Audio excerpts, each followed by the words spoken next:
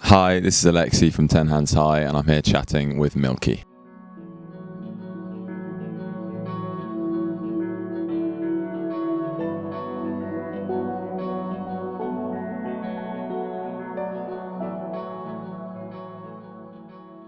So, Drive Back Home is... I probably wrote it because of the amount of times we've driven from Leeds in the north of England down to the south of England in London, and it's a long drive and it gets pretty boring sometimes, and this is a song just about kind of missing someone who's at home and just being on that really long and quite hallucinating drive back home. Yeah, I really like in the second verse, and I had to fight to keep this lyric in the song, but it's a lyric that goes, I'm on the M1 now, and I'm thinking about how I'm going to eat your whole face, excuse the turn of phrase, but I think this endless road is making me crazy, maybe. Yeah, I just love that lyric because every time I've played it to people, they've been like, they just don't know how to react to it because it's a really weird lyric, but it's obviously meant to just be explaining how kind of your mind wanders on these 7-hour drives, and you're just really excited to see someone. I think in quite a practical sense, it means that all of the writing kind of has to be done like online, in the sense of sending parts back to each other, because two of our boys live in Leeds, two of our boys live in London. It means that once we go into the studio, everything's kind of done, and it means that there's less kind of purist jamming creation, but I also think that adds to some of our music in the sense that it means we really spend hours and hours making the greatest parts we can and refining every single detail about our songs, which I think makes them better. And just in general, maybe it's less purist of kind of getting in a room and creating like that, but I think it also is really methodical and good in that way. I mean, I think we're better. I think we're a lot better. I think phase one was very indie rock inspired. Yeah, maybe slightly too derivative. But I think from phase two onwards, we really found our sound. Just in terms of our listening habits, they would evolve and they became super eclectic. We would introduce like loads of R&B and hip hop influences into our music, and really focused on the groove of them. I think that really helped kind of it helped make the songs something like songs that I would really love listening to.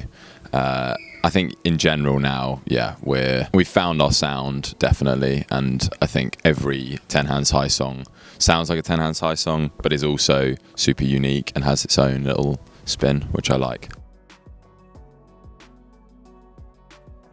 Overall, every year we try and have a cohesive sonic consistency throughout all of the songs we'll release. It is an EP, but it's also, we're just kind of releasing a single every 2 months throughout the year, and then it will come together as an EP. But I think, yeah, in general, they're all quite fun, apart from the last one, which is fun, but it's that's going to be, we can talk about that another time, but that's going to be our first kind of deep song, kind of socio-political in that respect. But yeah, all the other songs are kind of like a bit tongue-in-cheek, a bit funny, trying to make people smile, I guess. That is, I think, quite a theme of this phase, actually, is just like kind of silly lyrics and a feel-good vibe. I mean, all of our music kind of should be played in summer, really, and does sound like summer, so that's the overriding theme.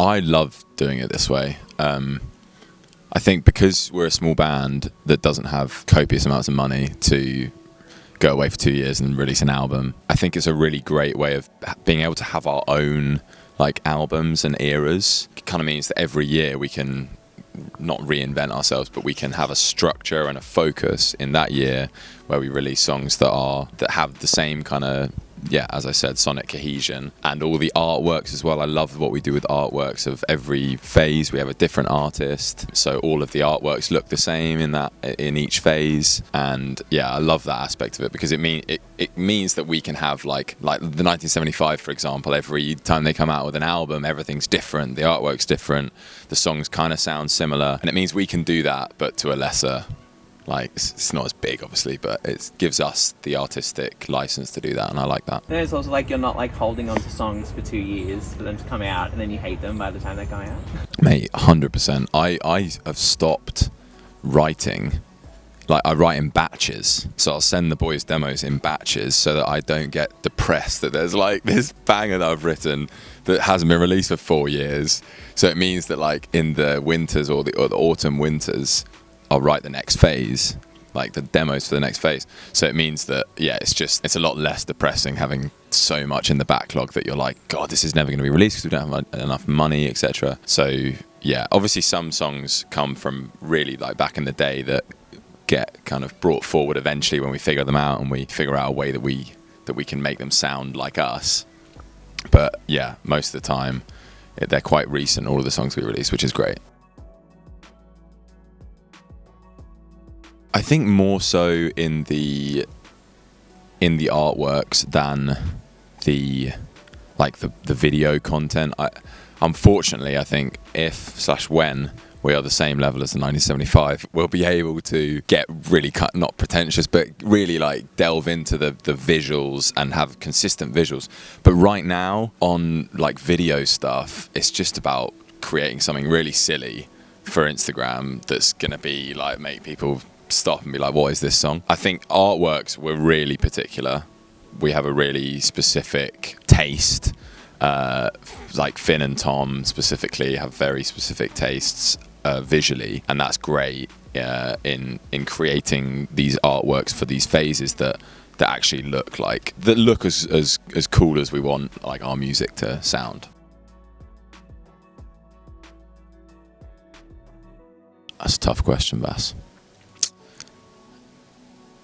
I mean, persistence obviously is key. I think you need to find, because it is tough being like a self-managed, promoted, etc. band. You need to make sure that you can keep remembering like why you're doing it and keep focusing on enjoying the journey, treasuring those little moments that are like amazing.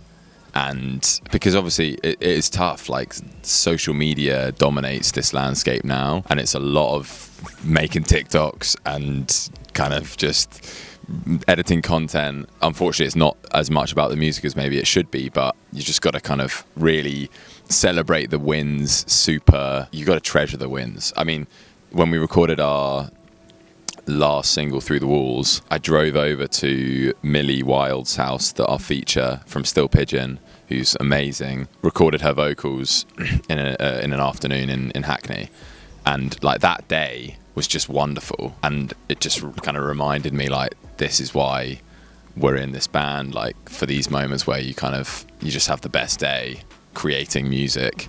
And we had that at a festival last year as well. We went to Why Not and we played Why Not, and we just had the best time throughout the whole weekend as well.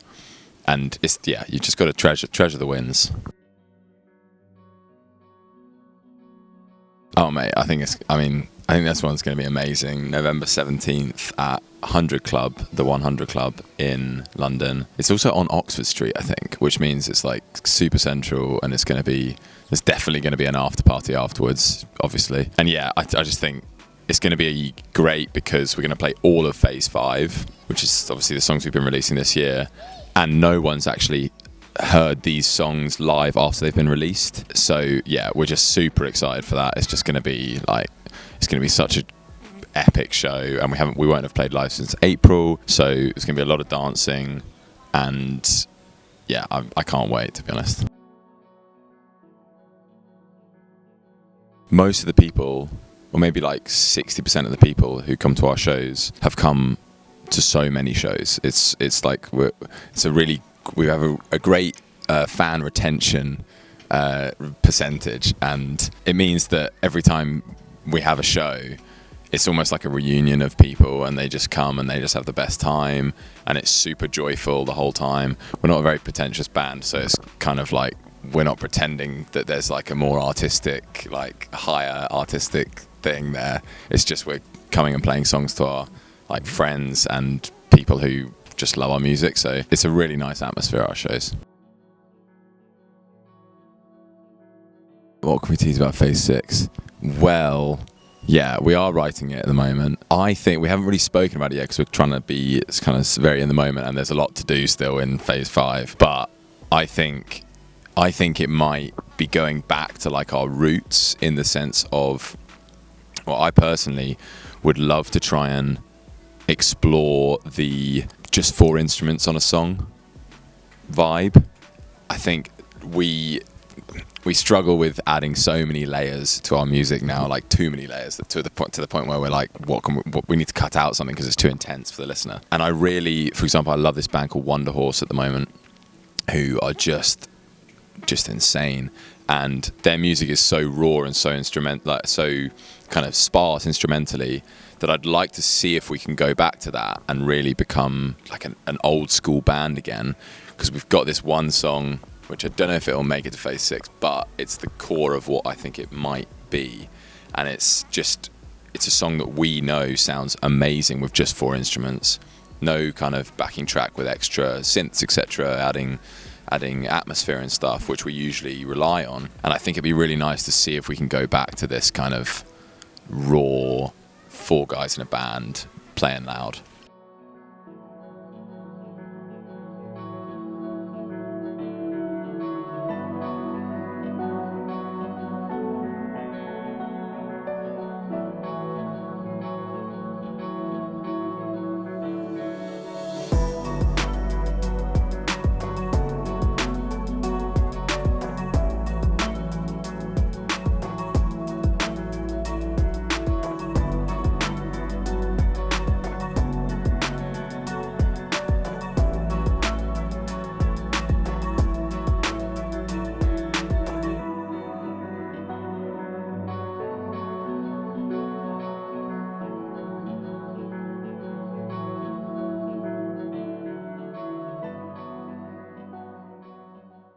Tom and Finn, probably the Beatles. They are absolute Beatles stans to a loser extent. And then Joe, probably Biffy Clyro, our guitarist, loves Biffy Clyro. That's probably influenced his guitar lines loads. And for me, it just has to be the 1975. I just think I've grown up with that band and I love everything they do. I'm a stan to a loser extent as well there. I think this would be the same. Well, maybe it wouldn't, but I'm gonna speak for the boys. I'd love a rapper on our songs. One, like, yeah, I don't know what song. Maybe Sweet from Phase 3. That would have been amazing to have a 16-bar verse in there from someone like in the UK rap scene, like a Lil Kana or a Nux, or yeah, that would be amazing. I'd love that at some point. I think that will happen. Yeah, I think that will happen eventually. Probably Parachutes Coldplay. I love Coldplay, and I got a lot of shit for it a lot of time, but I stand by it. And I think Coldplay's that album was the first album of theirs, and it's probably their best. As much as I don't like to admit it, I'd probably like to say like Milo Xyloto is my favourite, but I think and I know that their best is Parachutes, and I just think that's quite a like a good album for indie rock, in the sense of evolving the genre and making it more palatable. I remember Tom's answer for this. I think it was 2001: A Space Oddity. Odyssey, A Space Oddity, or Odyssey? Is that right? Odyssey. Yeah, because I think he wants to create something really like ethereal and really kind of weird and electronic. But yeah, so I'll let him have that one. Yeah. I'm usually having a great time and just like looking around at people and being like, this is sick that we're making these people look this happy. They might not be happy, but they look happy. Yeah, probably that. to be honest. Just looking at people's smiling faces is really nice. I remember Joe's answer for this as well. He said neither. No, Hannah Montana or Miley Cyrus. Miley Cyrus. I love Miley Cyrus. I think her music's great, although I didn't rate her last album, but I thought the album before that I loved. And I think she's a really talented musician, and her voice is insane. Wouldn't Believe Your Radio by Stereophonics. My dad showed me that song, and I learned it on guitar. It was like the second or third song I learned on acoustic guitar, and I loved singing that song. Yeah, and then my dad learned it just to sing it with me, and he can't play guitar, but that was really sweet. Speaking of my dad again, he took me to Airborne, which is like I don't know them, a really intense heavy metal band. And I think we were like 13 or 14. It was so loud, and I didn't have a good time. So yeah, I don't really have a nice first concert experience. Oh, the 75 at Finsbury Park. We went, saw the iconic 50,000, their biggest ever show, with also Bleachers, who supported, and I hadn't listened to Bleachers at all, which I should have because I love Jack Antonoff. But yeah, Bleachers were sick. They rocked it. It was amazing and got everyone going. And then everyone just lost it at the 1975 afterwards. Yeah, that was a great whole day of music. Probably a Spice Girl, so I could hang out with David Beckham. A lot of my mates say I'm really wet, so maybe Wet Spice. I don't know. The boys might say like Phoebe Bridgers to do a really like slow and mellow version of one of our really happy and upbeat summer songs would be really interesting to see her take on that. I think that'd be nice. I mean, yeah, I suppose it's not very exotic, but Glasgow is just always up there for any artist.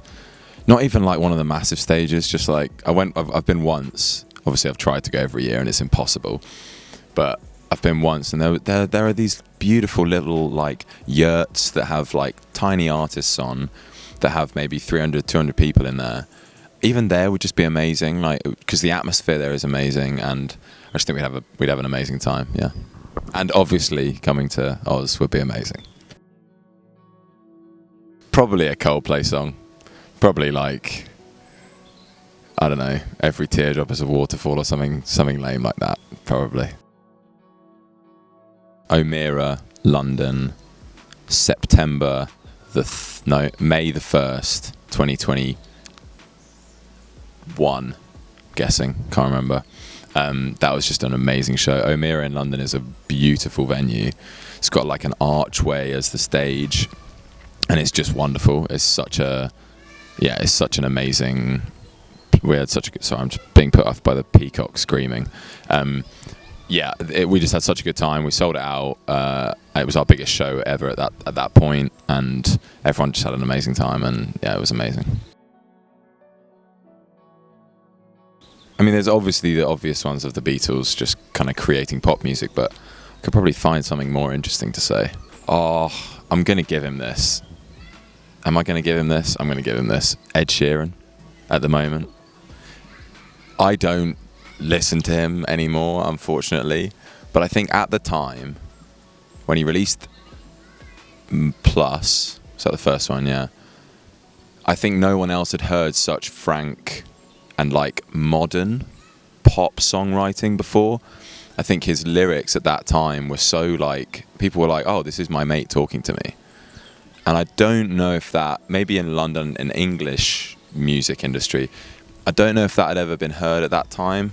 Such like just modern lyrics. And yeah, I don't think he's pushing the boat out anymore, unfortunately.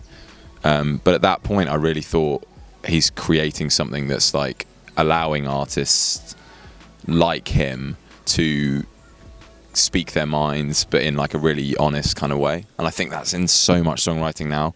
You hear it all the time of just people saying things in songs that they would say to their mates on the street, whereas before maybe it was more kind of aloof and metaphorical and stuff.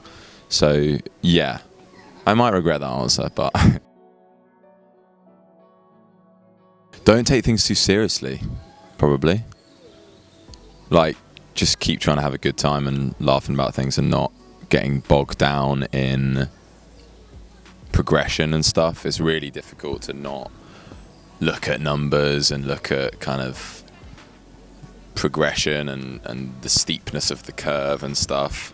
So I'd just say try and not take things too seriously and keep having a good time and laughing and being silly. It's definitely an outlet of, I love making music, and I love the feeling that I get listening back to music that I've created. I think in terms of music that we don't make as a band, like music that I listen to, I don't think there is anything, I mean, it's such a pretentious answer, but I don't think there's anything like music that can make you feel some way. I think it's a really great way of connecting with people as well. Like, my relationships with people are sometimes purely based on music, and there are pieces of music that will automatically make you think of someone, and I think that's quite a crazy concept, like that something that you hear that isn't related to anyone can just completely take you to that person. I think that's pretty nuts, and I love that about music. There's so many examples of that, and I think everyone has that. I hope everyone has that. There are some weird people who don't like music, but they're just weird. Probably Reading Festival 2014, seeing Arctic Monkeys, and then seeing Paramore lose power on their stage. And then have to sing Only Exception a cappella, sitting on the stage, Hayley Williams and the two bandmates, singing it with an acoustic guitar with 100k people singing their song. Probably something around that time made me just be like, fuck, that's really cool.